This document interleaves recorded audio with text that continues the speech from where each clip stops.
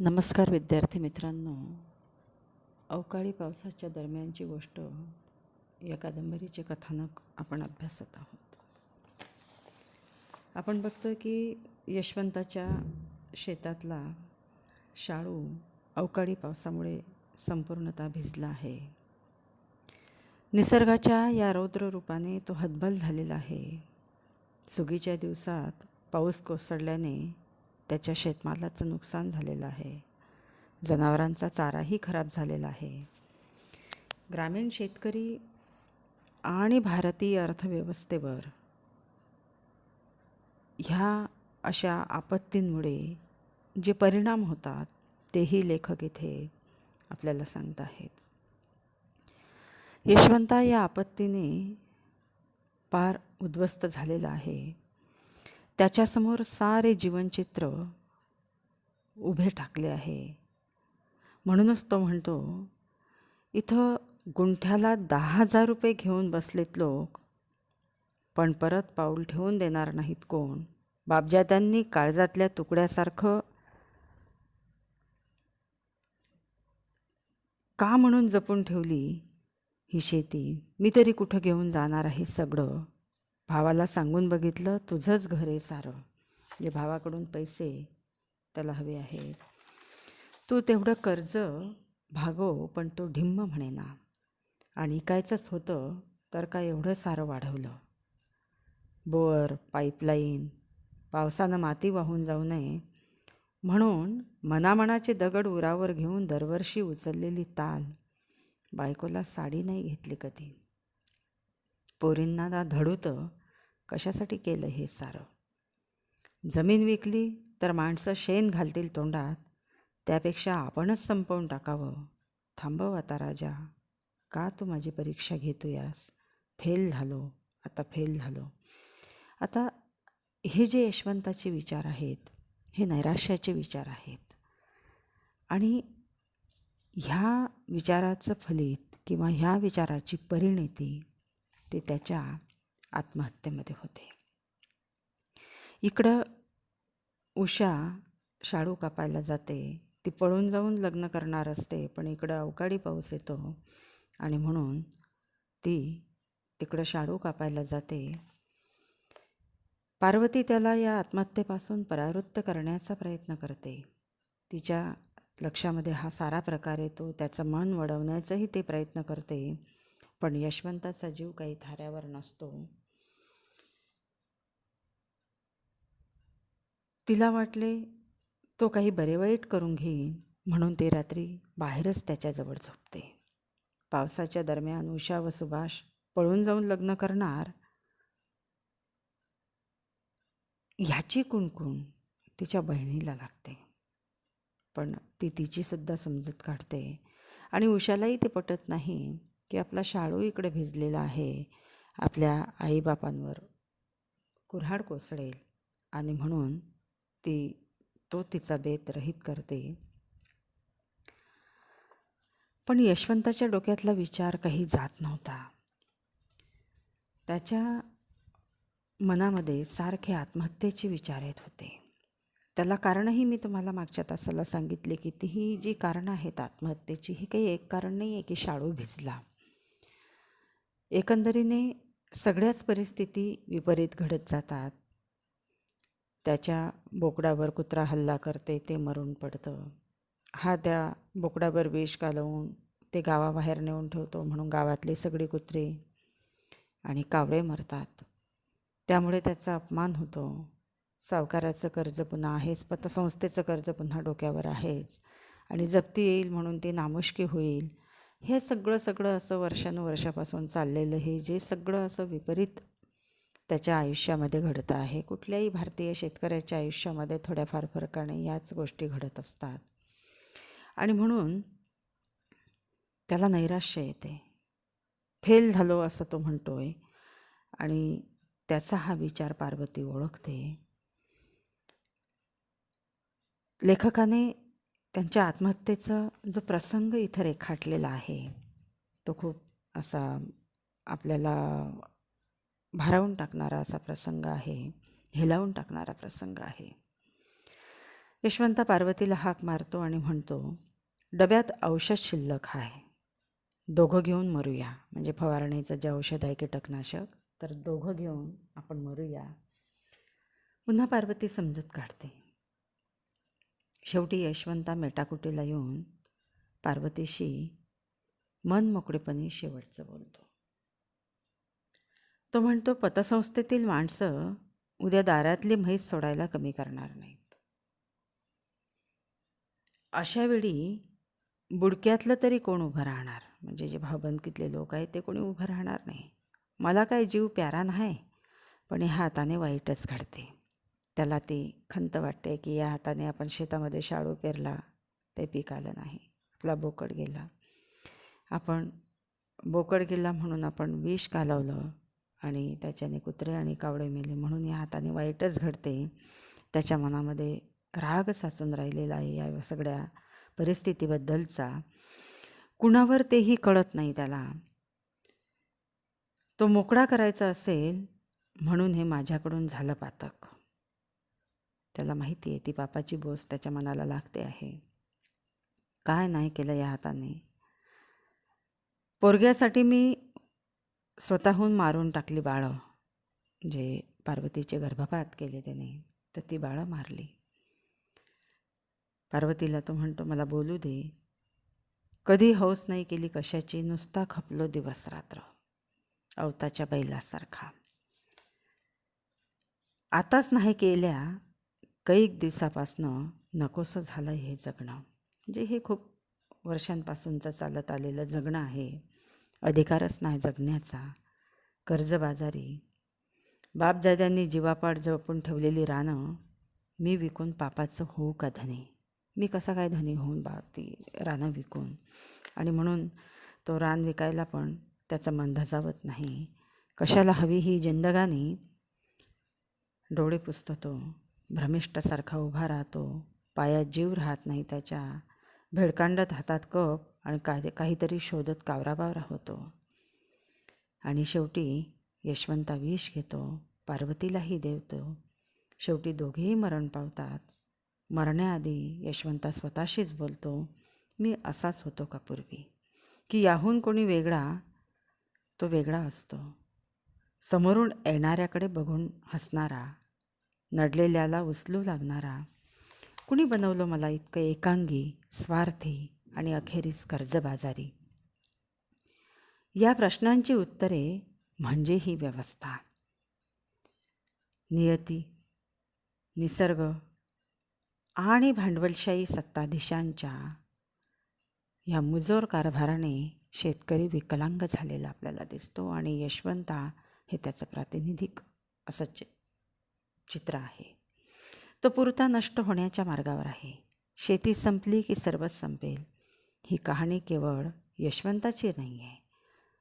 ती सर्व बेकार कामगार, शेतकरी, आत्महत्या करणाऱ्या शेतकरी वर्गाचं प्रतिनिधित्व करणारी आहे. निसर्गाचा रौद्ररूप आणि ही भांडवलशाही व्यवस्था ह्याचं प्रतिनिधित्व करणारी ही कहाणी आहे. आणि हे सत्य इथं विणकरांनी खूप आत्मीयतेने मांडलेलं आहे. आईबापाने विष घेतल्यानंतर उषा घरी येते. अनपेक्षितपणे हे सगळं दुःख तिच्यावर कोसळते. तिला मदत करणारे जे कादंबरीतले पुरुष आहेत, सुभाष आहे, विलास काकाचा मुलगा विश्वास आहे, चुलत भाऊ आणि अधोपायाचा दिलीप आहे, पगम आहेत, हे सगळे जे पुरुष आहेत कादंबरीतले किंवा तिच्या अवतीभोवतीचे, ते तिला मदत करतात. यातल्याही ह्या पुरुषांची कथा वेगळी आहे. प्रत्येक पुरुषाची कथा वेगळी आहे. आणि या कथेतून खेड्यातल्या जीवनाचे विविध पैलू आपल्यासमोर विणकर उभे करतात. हे चित्रण अर्थातच रोमांचक किंवा आदर्शवादी नाही आहे, पण वास्तव आहे.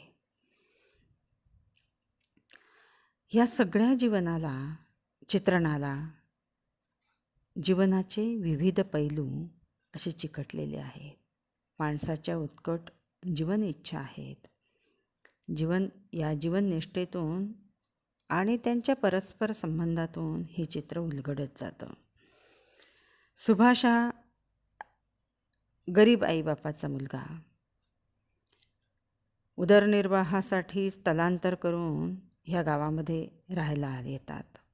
लहानपणापासून सुभाष आणि उषाची ओळख होते, शेजारी राहत असल्यामुळे.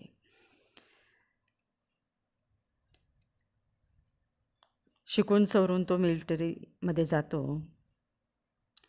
पण त्याला उषाशी लग्न करायचं असते. आणि त्या लग्नाची तयारी ते दोघं करत असताना इकडं यशवंत आणि पार्वती आत्महत्या करतात. त्याला काश्मीरला जावं लागणार आहे आणि त्या काळजीमध्ये तो चूर झालेला आहे. दिलीप जो आहे तर त्याच्या पायावरून लहानपणीच पोलिओचं वारं गेल्यामुळे तो अधू झालेला आहे आणि म्हणून पायाच्या पंजावर टेकून तो चालतो, टाचवर करून तो चालतो आणि म्हणून टाच्या दिलप्या म्हणून त्याला गावामध्ये संबोधतात. त्यालाही गावशिवेच्या मर्यादा आहेत. खूप मुख दुर्बडतो आहे, जास्त बोलत नाही. पण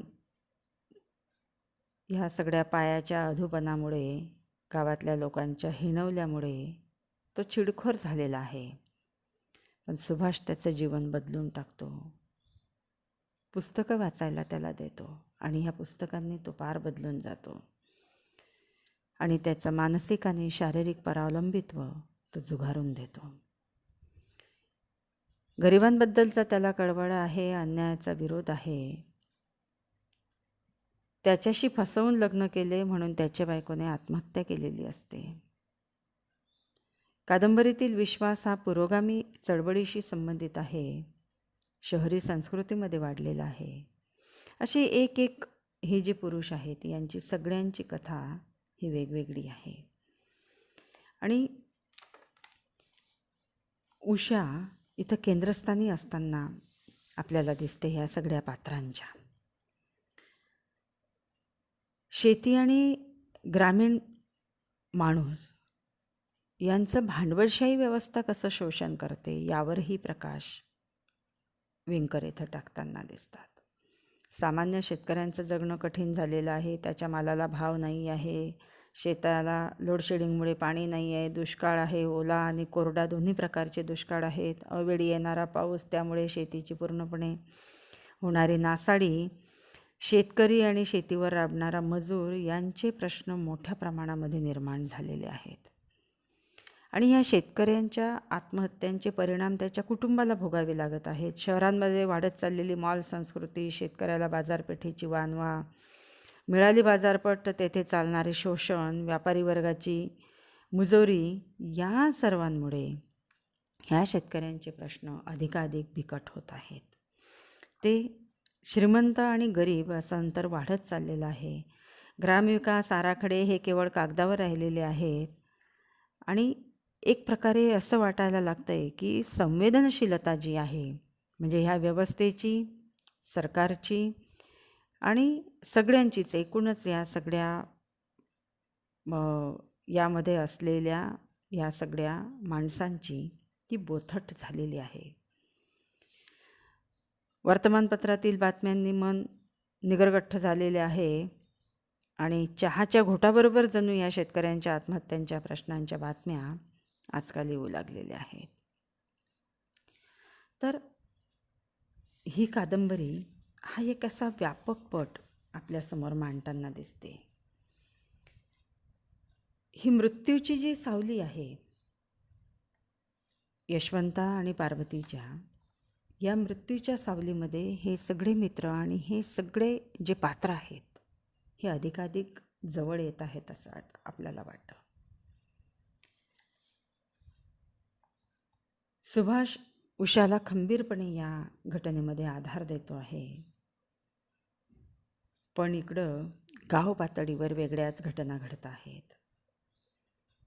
उषा पळून जाऊन सुभाषबरोबर लग्न करणार होती म्हणून तिच्या आईबापांनी जीव दिला अशी अफवा शंकर सावकार पसरवतो. अर्थात तो स्वतःला वाचवण्यासाठी, कारण सावकारीचा पाश जर आपल्या गळ्यात पडला तर मग आपण फसू आणि म्हणून तो अशी अफवा पसरवून देतो. पण दिलीप आणि विश्वास त्याचं हे कारस्थान ओळखून आहेत आणि म्हणून ते चिडत आहेत. बौद्धवाड्यातला पगम, पत्रकार प्रसाद आणि दिलीप आत्महत्येची बातमी आणि त्याच्या मागचे खरे कारण पेपरमध्ये मात्र छापून आणतात. आणि मृत्यू व त्याची बातमी तिच्या मागचे खरे कारण छापून आणल्यामुळे ही बातमी कुटुंबापुरती किंवा भावकीपुरती मर्यादित राहत नाही. तिचे रूपांतर कादंबरीमध्ये वेगळ्या संघर्षामध्ये होते आणि हा संघर्ष पेटवत ठेवण्याचं कसब लेखकाने इथं साधलेलं आहे असं आपल्या लक्षात येतं.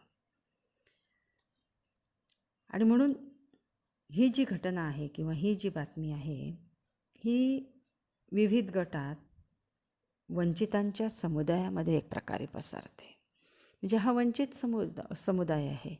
शंकर सावकार हा जो आहे हा प्रस्थापित आहे, त्याच्याकडे पैसा आहे. आणि हा दुसरा जो घटक आहे उषा आणि तिच्या भोवतीची ही सगळी पात्र, तर हा एक वंचित असा समाज आहे. त्याच्यामध्ये जातीपातीची मग तिथं बंधनं नाही आहेत. आणि मग त्यातून एक पर्यायी संबंध म्हणजे उषाला न्हाऊमाखू घालणाऱ्या आईवडिलांच्या मृत्यूनंतर ह्या बौद्धवाड्यातल्या बायका आहेत. तिला मदत करणारा पगम आहे. आणि म्हणून हा एक नवीन संबंध इथं आकाराला येतो आहे. ह्या बदलाच्या शक्यता इथं निर्माण करत आहेत लेखक. अर्थात लेखकाला हे असं घडावं असं वाटतं आहे, हा बदल ग्राम पातळीवर घडावा असं वाटतो आहे. पण आम्ही बघतात की असा बदल घडणं हे गाव पातळीवर कसं अशक्य आहे ते. आणि म्हणून या बदलांच्या शक्यता मात्र लेखक इथं व्यक्त करतं. ही एक आशादायी अशी घटना किंवा बाब याच्यामध्ये लेखक नोंदवतात. एकंदरीने कादंबरीतल्या कथनाला, जीवनानुभवाला आणि वाचकांच्या जीवनदृष्टीला देखील एक नवे वळण यातल्या घटना देत आहेत. एकंदरीने जर पाहिलं आपण तर शंकर सावकार आणि पतपेढीच्या पुढाऱ्यांचे संगनमत आहे. सत्तेची ही जी केंद्रस्थाने आहेत आणि त्यांच्या मराठा भावकीतल्या जे काही केंद्रस्थान आहे त्यामुळे गरीब यशानानाची जमीन काढून घेण्यामागे मात्र त्यांना कोणतीच हरकत दिसत नाही. म्हणजे हे जे सत्तेची केंद्रस्थानं आहेत ती काही सावकार आणि पतपेढी एवढीच नाही आहेत, तर मराठा जातीतल्या जे श्रीमंत आहेत म्हणजे यशवंताच्या भावकीतले, तर तिथेही हे सत्तेचं केंद्रस्थान असताना दिसते. आणि म्हणून यशानानाची जमीन काढून घेण्यामागे त्यांना काही एक वाटत नाही. पण पेपरमध्ये आलेल्या बातमीत सावकाराचे नाव आल्यामुळे त्याला फार गुंडगिरीही करता येत नाही. आणि दुसरीकडे या गावसावकाराच्या मागावर असलेल्या पोलिसांना हे आयतेच गभाड मिळते, कारण पोलीस अशा सावजाच्या शोधातच असतात. या घडामोडींपेक्षाही महत्त्वाचे आहे ते उषा आणि तिच्या शेतावर मजुरीने राबणाऱ्या पूर्वाश्रमीच्या दलित जातीच्या आता नवबद्ध असलेल्या स्त्रियांच्या मनामध्ये तयार होत जाणारे नवे ऋणानुबंध. बघा, एक शक्यता मी आधीच सांगितलं की एक नव्या बदलाची शक्यता कादंबरीकार इथं व्यक्त करतात. आणि ह्या सगळ्या घडामोडींपेक्षाही महत्त्वाची घडामोड कुठली आहे की उषाच्या शेतावर राबणाऱ्या ज्या मजूर बायका आहेत, ज्या नवबुद्ध बायका आहेत आणि त्या जी साथ देतात उषाला ह्या सगळ्या घटनांनंतर एक नातं तिच्याशी निर्माण करतात, तर तो ऋणानुबंध इथं महत्त्वाचा आहे. तिच्या स्वतःच्या भावकीतल्या बायका मात्र तिच्यावर अविश्वास दाखवतात. यशानाना आणि पार्वतीच्या मरणाबद्दल तिला दोषी धरतात. तिच्या सुभाषबरोबरच्या संबंधाची गणना उच्छृंखल अशा लैंगिकतेमध्ये करतात. पण ह्या बायका मात्र करत नाही. आणि तिच्या आईबापांच्या मृत्यूनंतर तिच्या डोक्यावर तांब्याभर पाणीही ओतत नाहीत आणि त्या रीतिरिवाजांमध्ये त्या अडकतात. या उलट त्या मातंग आणि नवबुद्ध समाजातल्या शीला, सुजिता, प्रज्ञा, धुर्पाते या तिच्या शेतात खुडणी काम करणाऱ्या बायका मात्र न सांगता हे सावकाराचं कारस्थान त्यांना उमगतं आणि असे अनेक अन्याय सोसून झेलून त्या विद्रोही बनलेल्या आहेत. आणि ते एक ठामपणे एक जीवनभान त्यांच्या मनामध्ये आकाराला आलेलं आहे. आणि तिच्या उषाच्याच उच्च जातीय मराठा काकूसारखे घरात मुकाट्याने बसणाऱ्या ह्या बायका, वडीलधारे माणसं जे सांगतील त्यांच्याशी लग्न करणाऱ्या ह्या बायका आणि तसंच जीवन जगणाऱ्या ह्या बायका मात्र उषाला साथ देत नाहीत. पण ह्या दलित वस्तीतल्या बायका मात्र ह्या उषाला साथ देतात. तिच्याशी एक नवं नातं त्या जोडतात आणि त्या तिच्या डोक्यावर पाणी टाकतात. तर इथं एक नवा असा एक आशावाद कादंबरीकार इथं व्यक्त करतात. पुढच्या तासाला आपण घेऊया. इथं थांबूया. धन्यवाद.